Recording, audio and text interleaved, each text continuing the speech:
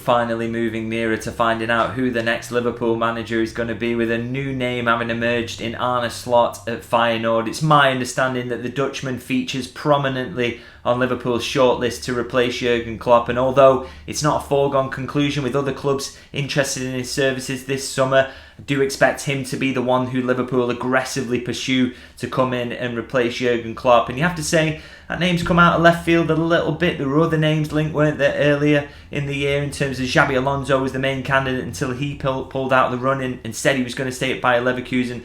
Then it seemed that Ruben Amorim was going to be the front runner, but it seems that Slot is the one that Liverpool have settled on and the one they're going to try and bring in to replace Klopp. Now, I've done deep dives into those other managerial candidates into the past. Maybe going back and look on my channel and have a look at those videos and see how I rated Alonso and Amorim's careers so far. And I thought it was worthwhile doing something similar about Slot, trying to get an insight really into his background, the tactics he might bring to Liverpool, why they like him so much, and why he's emerged as the top candidate to come in and take the managerial reins this summer. And I guess the best place to start really is in terms of, you know, his background in football and how things started, and that's with his playing career really, which you would say was, you know, not really a glittering playing career, maybe similar to Klopp in that regard, who will always say he believed he was an average player. And for Slot, really, he was a midfielder who kind of flitted between the top flight and the second tier really over his career. Played for a few clubs, PEC Zwolle, NEC Breda, Sparta Rotterdam. Never capped for his country or anything like that. So not playing at the ultimately the highest level, but obviously a decent career. But as I say, kind of flitting between the top flight and the second tier. So never really sort of an established Eredivisie player, but as I say, a kind of decent career, one that I wouldn't mind of playing myself, but he's not a star player in maybe the way a Xabi Alonso was. Now, in terms of his coaching career, that started when he retired at PEC Zwolle. He did a year in sort of youth coaching before he after that decided to try and make the step up into senior manager, and that came at Cambuur as an assistant to three different managers. Actually, he stayed at the club despite them going through quite a few different managers, and because of that high turnover of managers, no surprise that eventually he was going to get the chance as an interim manager and in charge of the team. And I think we saw really early at that point in his managerial career that he could, you know, inspire a team to change and bring about a change in results, and that was seen in sort of the league form there, where they went from 14th when he took over to third in the Eerste Divisie, the second tier of Dutch football. So real improvement in the league form. Unfortunately, they weren't promoted because they were beaten in the playoffs, but as I say, huge turnaround in league form there. And he also took Cambuur to the semi-finals of the Dutch Cup for the first time in their history. They actually beat Ajax on the way there, and they only missed out on the final thanks to defeat in the semi-finals on a penalty shootout. So very unlucky in that regard. So as I say, instant signs there that he was a manager with real promise, and he continued to show that as he moved forward. I mean, his next move was to AZ as an assistant, and again, eventually it was seen that he had potential to be a head coach again, and he made that step up for the 2019-20 season. Now, very unlucky in this regard in terms of how this season panned out. Now, there were 25 games into that season, his first season as a head coach at Sadu. Not amongst the traditional big hitters in Dutch football, you have to say, and they were second to Ajax only on goal difference. Unfortunately, at that point, 25 games into the season was called off due to COVID and no champion was named. Now, you look at that, competing with an Ajax side that was very good at the time, by the way, not the Ajax we see this season, and only COVID stopped them going for that title. They were favourites in many eyes, really, to go on and pip Ajax. So, as I say, that's not with a traditional big hitter at all. So really impressive overachievement. Now, obviously after that, other clubs start to sniff around him. It's clear that Arne Slot is destined for big things, and unfortunately he's actually sacked the next season midway through it in December 2020 because he's already agreed a deal with Feyenoord, and that news had snuck out. But he left AZ with the best points per game that any manager has ever managed with them in the Dutch top flight, 2.11 points per game. So the overachievement there is absolutely massive and really obvious. Now, his next step is of course to Feyenoord, as I mentioned, and they'd finished 5th the season before, but a long way off challenging for the title. Didn't look like they were anywhere near it really, and the idea was to bring in Slot to inspire big improvement if he could, and he certainly did that. An improvement in league position, as you would expect in the first season, up to third. and then also reached the Europa Conference League final, where they were beaten 1-0 by Roma. Obviously, that was a Roma managed by Jose Mourinho, so no real shame in that. It's up against a team with a lot more resource, and obviously, only narrowly beaten in that final. So not a bad first season at all. And then his second season, even bigger overachievement.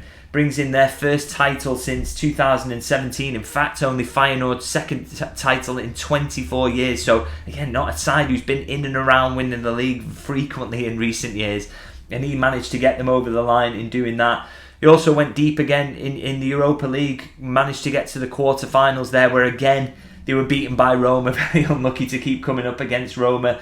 And now, so that is sort of the season where I think everyone across Europe started to kind of look at Slot and think there's a real potential, a decent manager here, and that's where really Europe started to sit up and take notice. And this year, not quite as successful. Looks very likely going to finish second to PSV Eindhoven. In the Eredivisie, there's a 9-point gap with not enough games really to turn that round. But second place, not too bad in terms of that. They've just added a Dutch Cup, just won that recently as well. So that's he's added another trophy, so shown that he can keep the trophies coming in. They finished third in a Champions League group that featured Atletico Madrid, Lazio and Celtic. Celtic finishing fourth in that, Feyenoord in third. So a tough group really, particularly with up against two sides who've got a lot more spending power. And then they were knocked out in the Europa League playoffs by, you guessed it, Roma. So they keep coming up against Roma and getting knocked out in Europe. But I think some decent performances in there. Now, as I mentioned, the title win last season in particular was the one that made European clubs sit up and take notice. And actually, Spurs had tried to appoint him before they went for Ange Postecoglou. It turned out actually that Slot turned down Spurs. He had an offer to go there, and those negotiations were ongoing, but decided he wanted to stay at Feyenoord another year and see what opportunities might be out there for him further down the line. So turned them down. They went to Ange Postecoglou instead. And I think another sort of indication really that other clubs are taking notice of this guy is the fact that Bayern Munich and Barcelona are two clubs who are having a look at him ahead of appointing managers this summer. Obviously they're going to have changes in the dugout as well, so they're also really keen, which is why, as I say, it's not a foregone conclusion that Liverpool get him. They're a little bit wary about the idea that other clubs could still come in for Slot and make it difficult for them, but that shows you really that those clubs are keen, shows you that he's a really highly rated manager and really liked across Europe. And as I say, in terms of,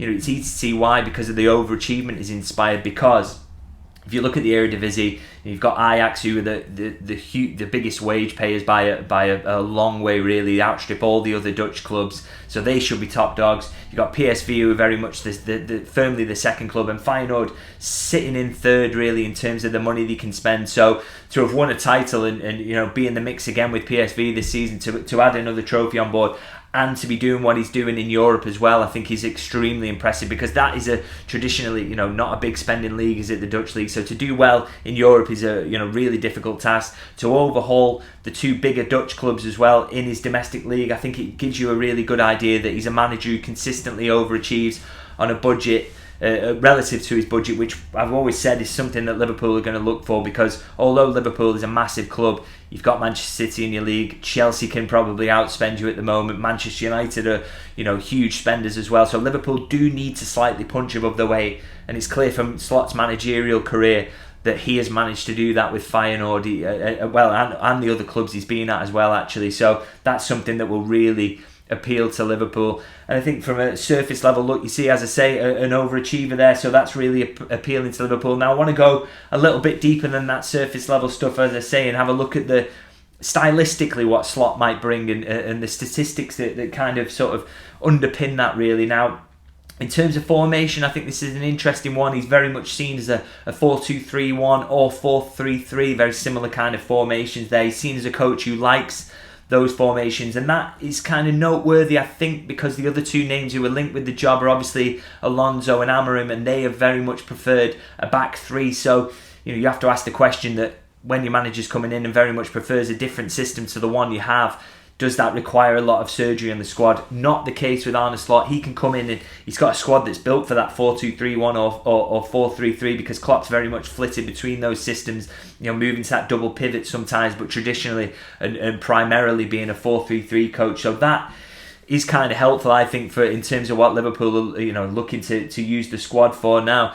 Having a deeper look at everything else about his style of play, obviously the Eredivisie is not in the top 5 leagues. When I did my comparison with Alonso, I was able to compare across the top 5 leagues. Not able to do that with the Eredivisie being that slightly weaker league, but I still think you can learn a lot in terms of what the style is and how that's implemented by looking at the statistics within the Eredivisie. And I think you can really see what Slot's all about. And now I always say about Jurgen Klopp that he's, as much as it's about the attacking football, and that's the thing that he often gets credited for and we remember him for, he is a defence-first manager. He always has been, in terms of wants to sort the defence out, wants to make his team solid. That was very true at Dortmund, definitely true since he's been at Liverpool. He wants his team to be mean in defence before anything else, and then the attacking football can come. And I do think you see that in Slot's sort of profile of his teams. I mean, I'm looking at the statistics here. So they've got the second best defence in the Eredivisie this season. Obviously, they're not going to win it this season. They've conceded 23 goals in 30 games. PSV even meaner with 17 goals in 30 games. Incredibly impressive. But Slot has previously had the best defence in the league when they won the title last season, so he can coach a really good defence there. We know that. And also, in terms of this season's statistics, actually, you look at the expected goals against, and Feyenoord have only conceded 22 expected goals against. So, PSV, meanwhile, have conceded 25.8 for only 17 goals conceded. So you can see on that side, actually, PSV kind of lucky, some slight overperformance in terms of their expected goals against versus the goals against. Whereas Feyenoord, actually, they're a goal ahead or tracking just a goal ahead of that. So they've been slightly unlucky, really, in terms of how the expected goals and the actual goals conceded are tallied up. So that shows to me that the defensive markers are pretty good in this team, even if it's not actually fully shown in terms of what's happened in the games. And, the statistics that underpin that show that, really good reasons for that. So, for example, lowest shots per 90 against in the Eredivisie this season, 7.37 shots per 90 allowed by Feyenoord this season to PSV's 8.13. So it shows those statistics, those defensive statistics, there's nothing really unlucky with that. Lucky with that, really. It's underpinned on really good defensive structure.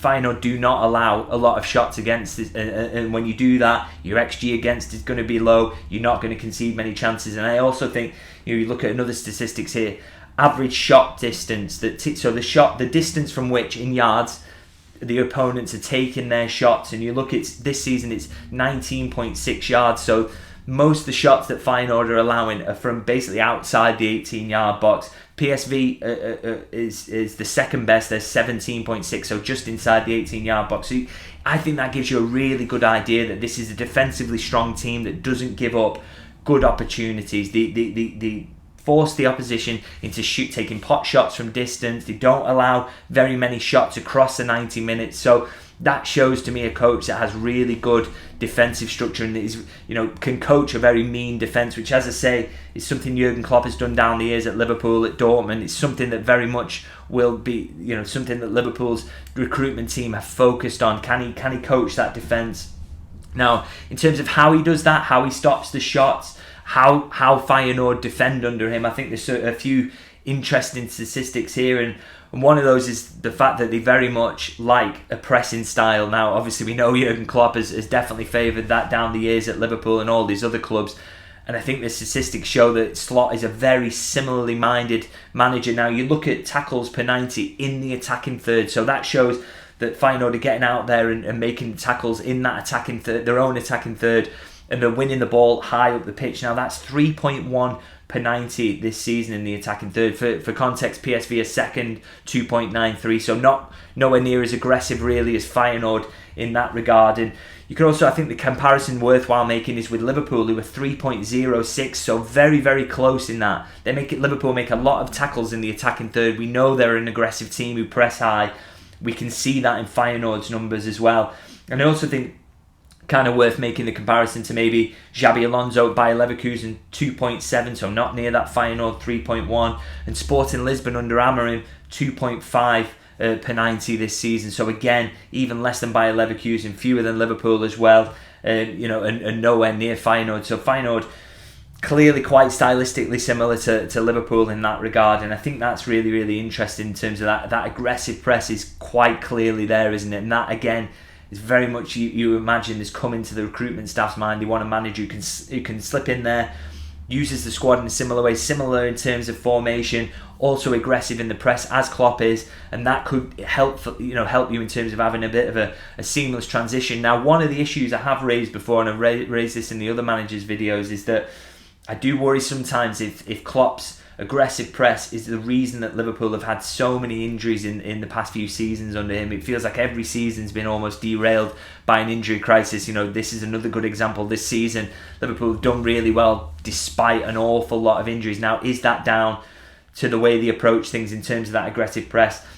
I can't give the full answers on that. There's a lot goes into keeping players fit, behind the scenes, and what the medical staff do as well. But I think it's worth raising as a concern. Maybe that's something to think about. The other managers maybe liked a little bit more rest possession. And I just wonder whether if you go for a full-on aggressive style again, will Liverpool continue to have injury problems? We will have to see. And as I say, I mentioned there about rest possessions, and I think, could that be something that Liverpool would be better at under a new manager, and it would allow them to get fewer injuries? Now, I've had a look at how Feyenoord work in terms of possession. So to give you some context, Liverpool attempt 639.4 passes per 90 so far this season. Now, for contrast, Bayer Leverkusen is 729.6. They love the ball. They just pass. So that would have been something that would have been vastly different under Xabi Alonso. Sporting Lisbon 572.8, so actually a bit less possession than Jurgen Klopp's team have enjoyed so far this season. So that's interesting. And Feyenoord kind of sit in between Sporting Lisbon and Liverpool, really, with 607.8. So as I say, sort of in between there. Not a marked jump in terms of possession, which you would have got with Xabi Alonso. His teams absolutely love the ball. Feyenoord just slightly less than Liverpool in that regard. So doesn't look like we're going to be getting a rest possession team. But I think in terms of how they use the ball, you can find a few clips on social media if you have a look at in terms of how they use the ball. I think it's very clear, and I think clips are better to explain this than statistics. Is they play in a really nice way, really quick exchanges, really fast football, as we've seen from Jurgen Klopp teams down the years as well. So again, they can cut teams apart with the passing. Really, really, you can see that in the clips and watching them play, and that's, again, it's something that Liverpool have obviously looked for, similar to Klopp in that regard. Possession-wise, kind of similar. Yes, dominant than most other teams, but not quite as dominant as a Bayer Leverkusen or a Manchester City or even a Brighton maybe. So again, that stylistic similarity is there, but it's not going down a different route of rest possession. That's clearly not the case. It's going to be very similar football to what we've seen at Liverpool under Jurgen Klopp. Now, I'll move into sort of the attacking numbers now and how they're doing that. We know they can defend really well, but can they attack really well? It's all about balance, isn't it? If you're going to be a title-winning team, you've got to be able to do both things similarly brilliantly. So, you look at the surface level statistics, which are goals scored this season, and PSV are way ahead with 93, Feyenoord in second with 76. But take a little deeper look at that, actually, and the difference between the two sides in terms of their attacking output is not a million miles away. So, for example, PSV have put 82.5 non-penalty expected goals together this season, and Feyenoord with just 77.1. So that shows you that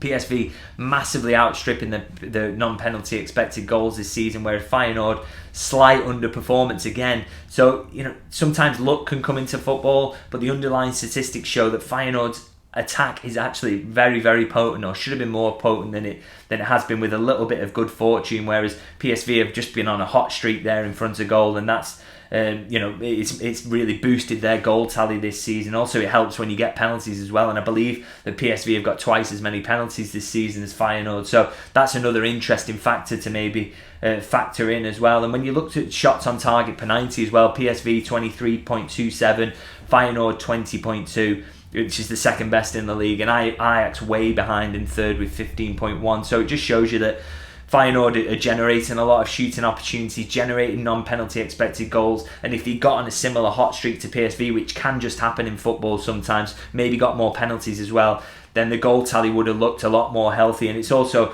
worth mentioning that Feyenoord led the shots on target per 90 statistic last season when they won the league. So he can create a really potent attack he can, and alongside that, he always coaches a really good defence as well. And that, when you put those together, that wins you titles. And I think, what we're seeing in the numbers here is a coach who's very capable of, at this level at least, coaching a team that can attack well, can defend well. And when you get that balance, you've got a very, very good team. Now, that's the statistics and the style kind of dealt with, and how Slot might approach things if he comes to Liverpool. There's a couple of other factors, maybe sort of slightly intangibles, that I want to sort of talk about really before I sort of sign off this video. And one of those is really, what will the buy-in be from both fans and the players? And I think that's an interesting thing that's worth discussing. I think if you get Xabi Alonso this summer, you have no questions over that. He's already absolutely loved by the fans. Everybody in football knows how good of a player he was. Everybody in football knows he's a brilliant manager with what he's doing at Bayer Leverkusen in a top 5 league, a really prominent league. Everybody knows how good he is, and that buy-in from fans and players is instantly there. I think with Amorim, didn't have that playing career behind him, but again, I think the Portuguese league maybe gets a little bit more of a light shone on it. He's really overachieved with Sporting Lisbon, and I do think there was buy-in from fans with him because they seemed very set on the idea that he was going to get the job if it wasn't going to be Alonso. So there's a question here with Arne Slot in terms of, does he generate that buy-in, and can he also, alongside that, have the pull in terms of signings? Does that come? Alonso, you wouldn't have had a question about that. Amorim, maybe. But Klopp has been so key to bringing players to Liverpool, hasn't he? Players have wanted to play for him. You think of how he convinced Van Dijk to come instead of going to Manchester City, things like that. Will you lose that when you get Arne Slot in? Now, that is an interesting question. That's going to be up to the players in terms of the pull. They will have to make that decision. But I think one thing that's going to go for Arne Slot in terms of winning over players, winning over the fans as well, is his personality. And it's something that a lot of people have spoken about who are close to him, in sort of reporters in the Dutch league say he's a great personality. His press conferences and box office, all the players who played under him speak of him as a great guy as well as a great manager and a brilliant sort of tactician, but also he has that personality that underpins it, which is massively important. I'll also tell you a little story actually. Someone texted me yesterday, a reporter friend of mine, and said he'd interviewed Slot not too long ago as part of his job, and he said it's interesting now looking back, he thinks that if he had a much closer feel to Jurgen Klopp than maybe any other of the candidates who've been linked, in terms of a much closer link in terms of his personality and his humour and what he was like and how relaxed he was, and he was really sort of put you at ease, and he was funny and really warm. And so you can see the similarities with Jurgen Klopp really when that's being said, I think, and that I think is it's going to be a big aspect. I think Jurgen Klopp, when he was at Mainz, for example, you couldn't say anything about him in terms of pull then, could you? He only earned that reputation later when he went to Dortmund. So for Slot, maybe if he's got that similar sort of personality, FSG see this as an opportunity to build their own Jurgen Klopp, and he's got that personality behind him. He's got all the stylistic points you want. He's got the winning teams behind him as well. So, to have that personality as well, you hope that will maybe create buy-in initially from fans, and then also players, once they see the style of football he plays and maybe has a good few early results, then that immediate buy-in will be there as well. Now, a couple of other aspects I want to talk about and things I'm encouraged by as well is that his use of youth players. Again, that is such a massive part of what Liverpool want to do. We've seen how successful the academy has been this season in terms of providing players to the first team, and there's a few more being lined up, isn't there, who we think have got real opportunities to make an impact. I mean, I look at Jayden Danns as definitely one of those who could be in contention going forward, and so you want someone who can show trust in young players, and we've very much over Slot's career we've seen that. I mean, at RZ he had tamed Coop Miners, who's a player Liverpool actually really like, and brought him through there and really nurtured him. Sinister at Feyenoord, Malacia at Feyenoord, who went on to both be in the Premier League, Malacia with Manchester United, and Mats Wiefer as well, who's a player who's still at Feyenoord playing under him, who's one of the most wanted talents in Europe at the moment, doing really well in that defensive midfield role, really like. So he's absolutely happy to bring through young players and trust them. And I mean, his average age in the Eredivisie of the teams he's named this season is 23.8 years old, and that's the only the 5th oldest in the Dutch top flight, which again for a team competing at the top end I think is really, really impressive. So he's definitely got that on his side, and I think that's a real selling point for him. As I say, with the academy being as productive as it is at the moment at Liverpool, and with so many young players in and around the first team squad already, like Conor Bradley, like Jarell Quansah, like Harvey Elliott, to have a manager who's going to want to use them, I think is, that's really, really important. And again, something that Liverpool will have been really impressed by. And another element I want to focus on as well is that his European record it's been really impressive as well. He's done well again. It was okay in the Champions League in terms of that 3rd place finish. I think when you compare who was in that group they got drawn in, I think you look at getting to the Conference League final, very impressive. And I think when you compare it to Ruben Amorim, that was one of the question marks he had over him. His European record was not fantastic, and in a similar level league, really, the fact that Arne Slot seems to have overachieved in terms of that regard, I think is impressive, really. And again, another element that Liverpool would have looked at and thought, look, he's not just outperforming his budget in his domestic league, he's able to do it in European competition as well. And again, that is something Liverpool have to do, because yes, they're a massive club, yes, they're a team that want to win titles, but they have to overachieve relative to the budget in the Premier League. They have to do the same in Europe when you're up against the likes of Real Madrid.